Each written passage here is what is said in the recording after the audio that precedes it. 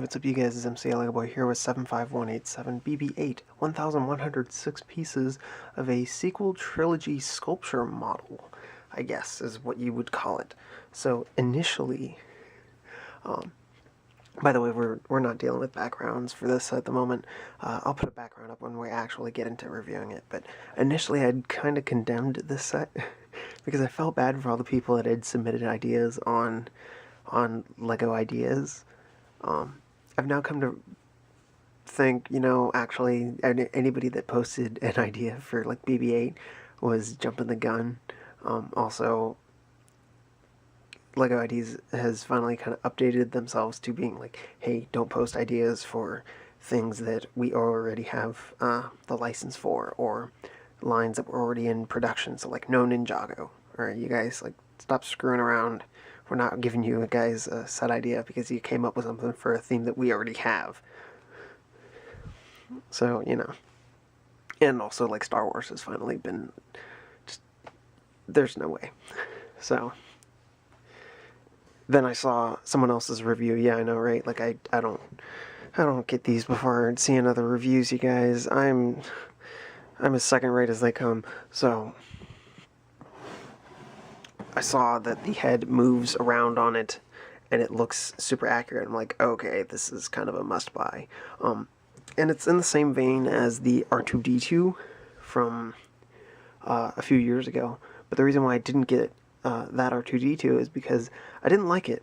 I like BB-8 because of this spherical shape that they've got going on. I kind of wish that they had done something more like this for the body of R2-D2, because I feel like you could get more of that smooth texture. Another reason why I didn't get that R2-D2 is because I already had an R2-D2. I have the Technic R2-D2, and so it was like, I've already got an R2-D2, I don't need another. But BB-8 here, man, it just works. And also, another reason why I got this is because BB-8 is clearly, like, the best thing out of Episode 7. Objectively, I don't think there's really anything wrong with him.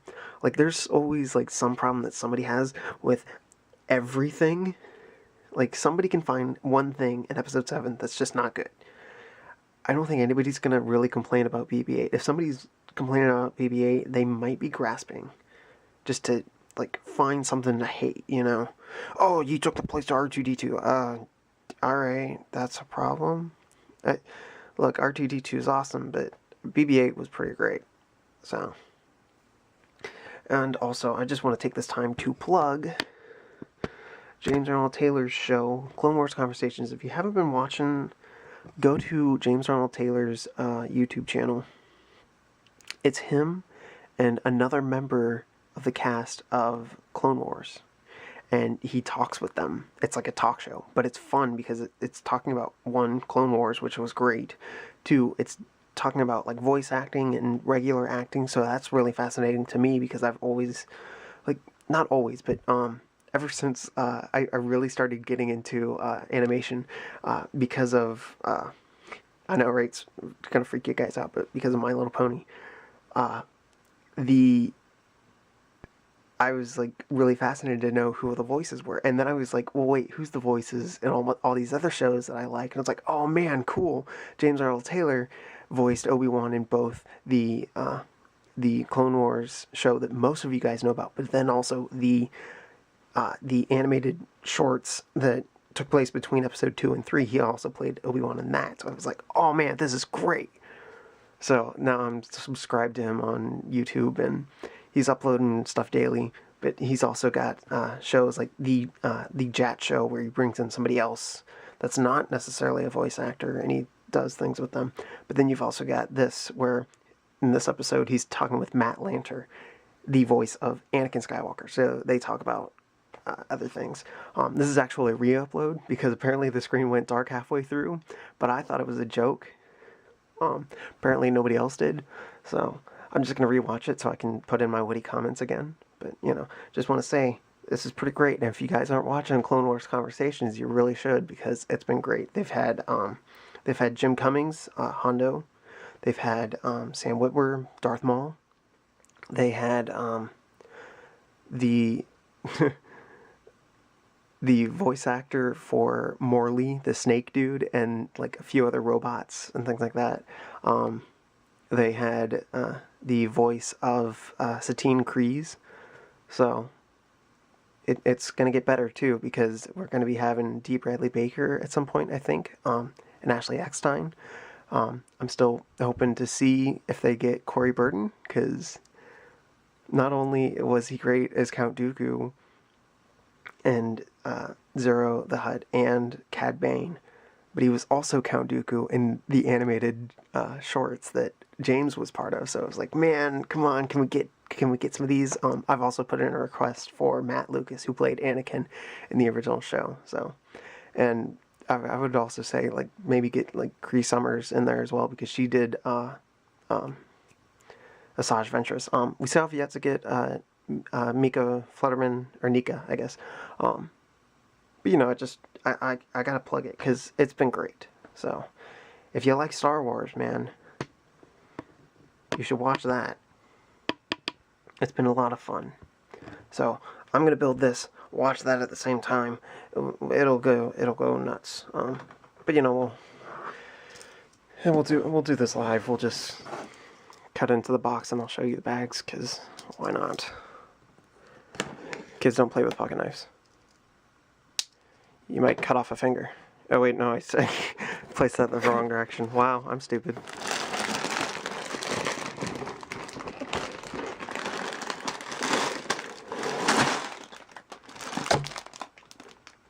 That's nice. And nothing else. Alright, where's the sticker? Aw, sweet, just the one sticker.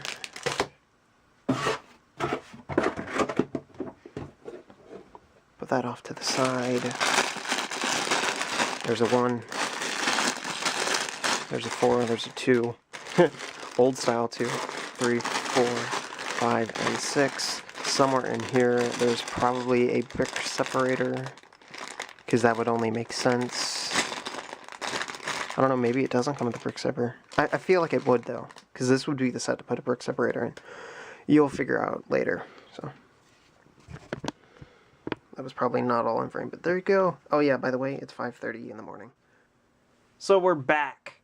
It's been a few days, actually, and the reason why is because I've just been lazy. And also because I'm trying to get that to where it's like I don't just build the set and then review it immediately, because I don't feel like that's fair. There needs to be a little bit of hindsight to reviews, and not just like, all right, I got it, put it out there, especially since I'm not making money off this, so I have no precedent to try and be the first to review anything, so, you know, but yeah, this is what I did. I just kind of built it, played around a bit, and then I ended up leaving it alone for a few days because it's been sitting somewhere else because I had to finish another thing. But yeah, I'm still really, really happy with this purchase. It was a good purchase. May the 4th is already gone. Or not May, yeah, May the 4th is definitely gone. But this was my first time participating in like a Force Friday thing, but it was really more to try and get this before it was gone. I have a feeling they'll probably be like re-releasing it a bunch, because this was a hot item at the Lego store. I saw somebody putting more of them back on the shelf because they were all taken out. So, pretty cool. And just to make this a little more interesting, I had a kid come up to me while I was waiting in line to purchase the set, and he like grabbed the box. He was looking, and I was like, "Oh, cool, BB-8," and he kind of like picks it up more, and I'm just standing there. I've got it, just kind of holding onto it, but he's like kind of picking up. Oh yeah, cool, BB-8. Oh look, it comes with this little one. And I was like, "Yeah, dude, cool." And inside, I'm like, get off, get your grubby, like, booger fingers off my box. Like, there's a whole bunch of them over there. Like, go bug those. And also, like, his dad was not that far away either. I was like, dude, are you looking at this? Like, this, I don't think I have a problem with kids, but it was one of those things of like, dude, what are you doing? Like, if you had a Lego set, I wouldn't be coming up to you and like taking the box and looking at it. It's like, yeah. But you know, anyway, So, as I mentioned before, BB-8, he was like the best thing out of The Force Awakens. He's probably going to be the best thing out of Episode 8 and Episode 9. And that's not because Episode 7 is bad. I still don't think it's bad, but as soon as we start dealing with Starkiller Base and kind of focusing on it as being just another Death Star, that's where it tanks for me. It starts off good. I have no problem with there being some familiarities between it and Episode 4, but as soon as it becomes another Death Star, I can't take it. It's bothersome to me. So if you love Episode 7, God bless you, because for me, he was the best part. I don't understand why everybody's ranting and raving over the new characters either. Mainly because we just haven't got to know them, and also the one that we got to know the most, which is Rey, is too perfect. And it's not like I have no problem with it being a girl. I have no problem with her knowing how to use the Force. I have a problem with her using the stuff with the Force that she does without having any knowledge at all. That's the problem that everybody has, and it's completely founded because it makes no sense. So anyway, BB-8, he's one of the best things about Episode 7 because he's one of the most original things. I love him. He's great. He's got the most personality, and he has, I wouldn't say he's got more personality than R2-D2, but he can show more personality. So, and if I said that a few days ago, I'm sorry, I just repeated myself. So yeah, let's just kind of get into it.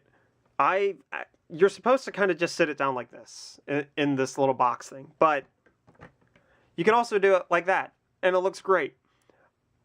The biggest feature about this, you probably already know this, but this, it turns around, and it wobbles. It's so great. It looks just like in the movie if you do it just right. So, I can't do BB-8.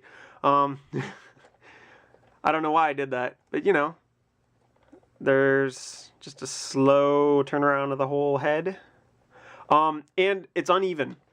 Yeah, see, this is how it's supposed to be. This is supposed to be the front. The head is no longer level. So you have to keep spinning it around or reverse the spin, whatever, to get it back to the way you want. Personally, I am a fan of not like that. Well, I'll fix it later. Just more details. There's nothing this one does. This one can also rotate, and this one opens. So when I do this, he then spits out the little torch, which is great. I kind of wish it was more up and down, but I understand why it is the way it is. Warning, when you're turning this, you might actually turn it a little too far, and you'll grind the gears. It'll actually skip the gears, because it actually, with this piece, the way that it is designed, it goes all the way to the end, and then it just kind of skips up and down. So, if you don't want this to be out of place, you want it to be like this, because that's how it's supposed to be, then, you have it like that. And the reason why I know that this is how it's supposed to be, it was like that in the instructions. It shows it on this little mini BB-8 figure. So, yeah, let's just kind of force his head around, I guess. I don't know. I don't have time to fix this. I don't, but it's going to keep bugging me if it's not fixed.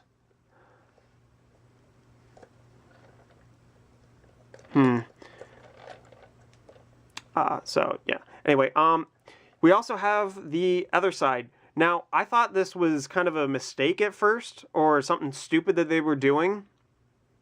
But the little orange prong things, all of the ones on the side are like an X. And the one on top and bottom are like a plus sign. I thought this was a mistake. It's not. The actual model of BB-8 and even the BB-9E and any other sort of BB droid that has this type of pattern has two of them that have these little prong things not facing towards a corner. That still bugs me, even though it's even and symmetrical. It's just like, but it's wrong. So, yeah. I would show you guys how this thing's constructed, but I would say it's pretty simple necessarily to understand. It's a bunch of Technic with some pins and things like that. I mean, I could rip off an entire panel if I wanted. If you can actually get a grip on it. There we go. See, that's simple. But now you got these extra little plates kind of sticking in there. But this is great. I mean, just all of this, so good. Just so good.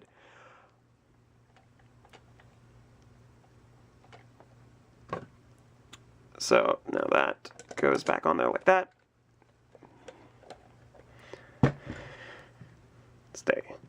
Stay.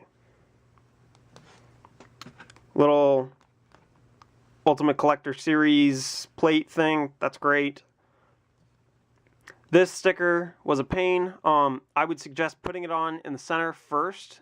Like, kind of make the sticker like a U shape and try and get it lined up as good as you can. That's about as good as I can get it. And then comes with the little BB-8 minifigure. The one thing I don't like about the BB-8 minifigure is that it has this little stud thing on the bottom of it, the little tube. It could easily just have these expand, like these holes on it to expand a little bit more, and that becomes where the stud recess is, so you can put them in a place like this, but he actually be level with the ground. And my camera's going to die in like 30 seconds, so that's not good. I mean, there's not much else to the review, but I still want to make sure that I have time to finish what I'm saying. So yeah, I still hate this piece for how tall it is. It doesn't work. I don't like it. I would rather he be more flush with the ground. Let's see. Kind of zooming along in here because I just want to make sure. All right. So it's red and blue on top like that.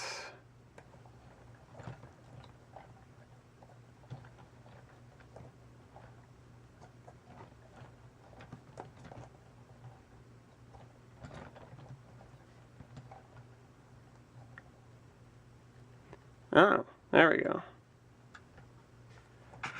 Yeah, this is one of those weird things to where like it can kind of turn on its own naturally. There we go. That's good enough. We'll put it back like that because this is how I'm going to display it. Is like that. You don't actually need the display stand at all. It just takes a little bit of finagling, but you can have them be like any position that you want. For the most part, you just gotta find the one delicate balance. But he'll stay up, so pretty good. And as you can see, there's a million extra pieces. Those million extra pieces, I was not expecting to have, but you know, some bags had more extra pieces than others. Like there should have been another one of these, but it wasn't in one of the bags. There should have been a few other things. This torch piece that they use is also pretty great. You actually get a second one of them. It's from the Nexonite series. Originally, I thought it was from Galaxy Squad. Or, wait. I think that's what it was called. I'm trying to remember. Because there's a movie. Okay, yeah, no, it is Galaxy Squad. But it's got like this little honeycomb pattern inside, and I thought that's what that was for. It's not. So it's Nexonites, which, you know, still perfectly fine. I don't think there's really much else to make mention of. You get a white 3-length long bar.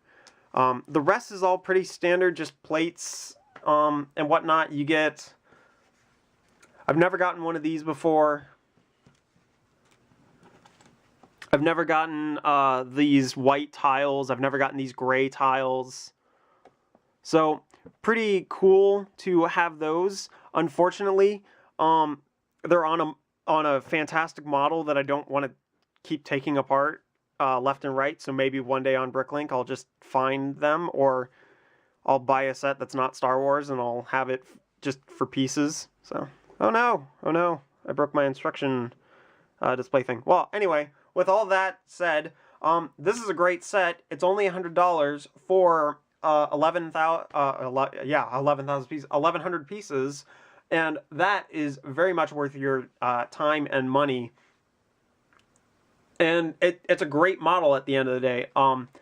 Although I never got the R2-D2 model, I feel like this is better. And maybe it's just a few extra years of designing, or maybe it's because this one gets that spherical shape so nicely that I can't complain about it.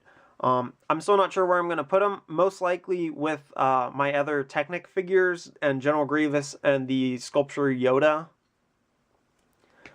But because he comes with all this extra stuff, I'm not quite sure. But other than that, I mean, it's a nice compact thing. Obviously, this sticks out a bit. You could probably modify this to where this would actually be up in front. I feel like that would be pretty easy to do. That's saving half the space. So yeah, this has been MCLegoboy with 75187 BB-8. See you guys. It's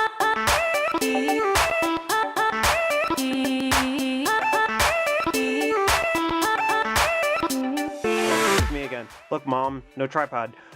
Totally forgot, but I mentioned that there's a bunch of these in there. Seriously, make sure that you know what you're doing when you're building this. It's not hard, but it's easy to forget to put on these. There's sections in here to where, I think right there's a 1x1 stud, or 1x1 plate. It's supposed to go right there. Forgot it almost every single time. There's 4 on each corner. There's all of them on all the things, and it's like I would always forget it. So, you know, if you get this, make sure that you're putting all the pieces down before. You know, they give you, they tell you what pieces to grab. I never use it because I grew up in the time before needing any of these, and it was only for larger sets like this that they would do it. Now they do it for anything, but it's really easy to forget to put these on, and then you see that you're left with like 4 of these extra, and you're like, oh man, crap, I gotta peel off all this stuff and stick them back on. So, just saying.